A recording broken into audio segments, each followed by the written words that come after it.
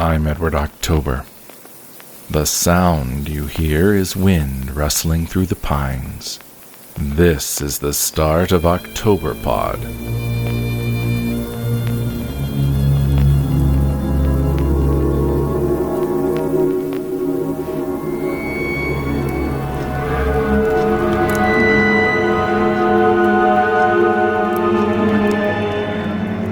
Gladys was a husky teen who was always taking dares because she wanted to prove that she was just as tough and courageous as all of the boys.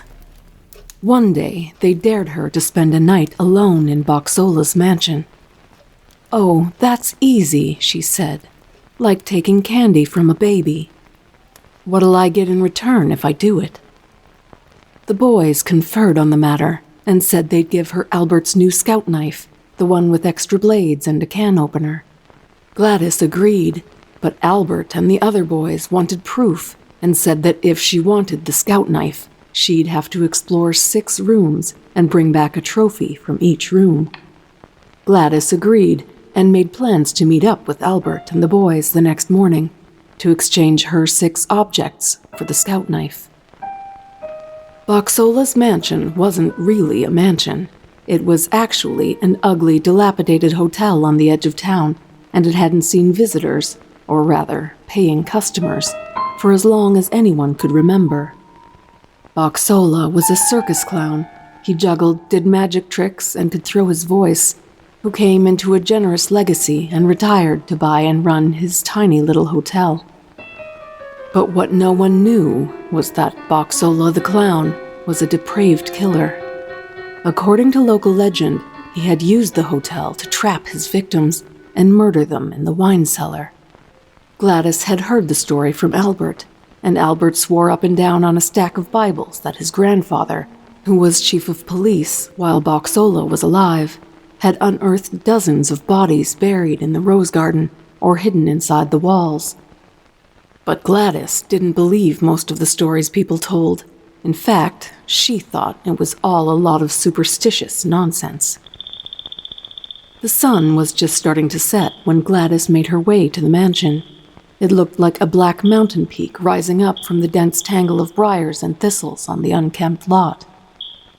A grand staircase greeted her when she opened the front door, and on either side of it sat the dainty furniture of the former lobby, draped in rotting white cloth like little ghosts. There were 3 guest rooms on the 2nd floor, 2 guest rooms on the 3rd floor, and 1 guest room, the presidential suite, in the attic. Gladys decided to start at the top floor and work her way down, collecting an item from each of the 6 guest rooms before it became too dark to see. On the top floor, in the presidential suite, Gladys was surprised to see all of the furniture had been removed. All that was left in the stately room was a clown costume on a seamstress dummy.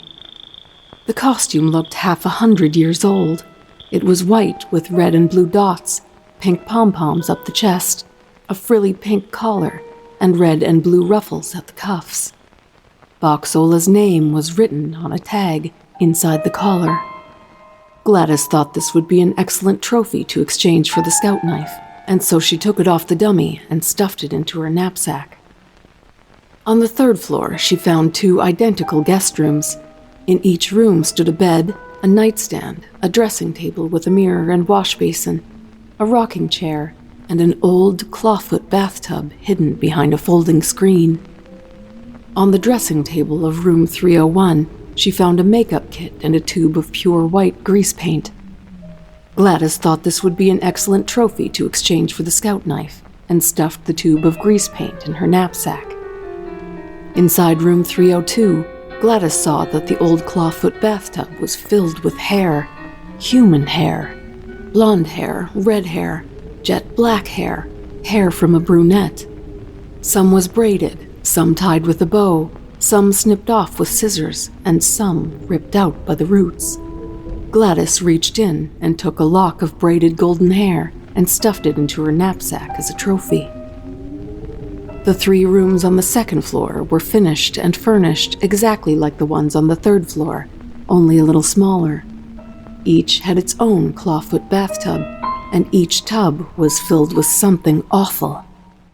The tub in room 201 was filled with skin, human skin, dried and tanned like sheets of leather and lying in loose folds. The tub in room 202 was filled with bones, human bones, jawbones, tibias, femurs, and skulls. And the tub in room 203 was filled with blood, thick, red, human blood, crawling with flies and maggots. Gladys thought these would make excellent trophies to exchange for the scout knife, so she stuffed her knapsack with a sheet of skin and a skull and a corked bottle that she'd filled with the blood. And so, with her trophies collected, she lit a candle, for the sun had already fallen below the horizon, and returned to the lobby.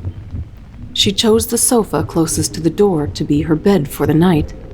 She stretched out on it and, using her knapsack as a pillow, went to sleep. Around midnight, she would awaken, feeling something stirring beneath her. The next morning, Albert and the other boys waited around for more than an hour for Gladys to return. But she never did. In fact, Gladys was never seen or heard from again. But if anyone was brave enough, they might have found pieces of her somewhere inside Boxola's mansion, stuffed inside the walls, or floating in an old clawfoot bathtub. They rule the streets. They take what they want. Hand it over, street meats, before we make you dead meat. And you'll have to deal with them if you want to make it through the night. If Ashley wants to survive, she'll need to fight on their turf. She'll have to fight dirty. Stop struggling. And she'll have to pick them off one by one if she hopes to make it through the night. Make It Through the Night, the savage novel of revenge and violence on the streets by Amy Cotto. Available now from Amazon.com. Find more by author Amy Cotto by visiting tvfanatic.blog or on Twitter at TV_fanatic_girl. Make It Through the Night by Amy Cotto. Her night from hell has only just begun. First impressions can take only 6 seconds to make. But if you're neurodivergent, those quick judgments about you can be misleading. Because of most people's ignorance around learning disabilities, people think it means you're intellectually incapable. I'm not Rain Man. Every autistic person isn't Rain Man. I thought I was talking to people who understood dyslexia and ADHD, but they did not. They freaked out and were like, well, if you've got Tourette's, if it's going to be a problem, then we can just fire you and get someone else.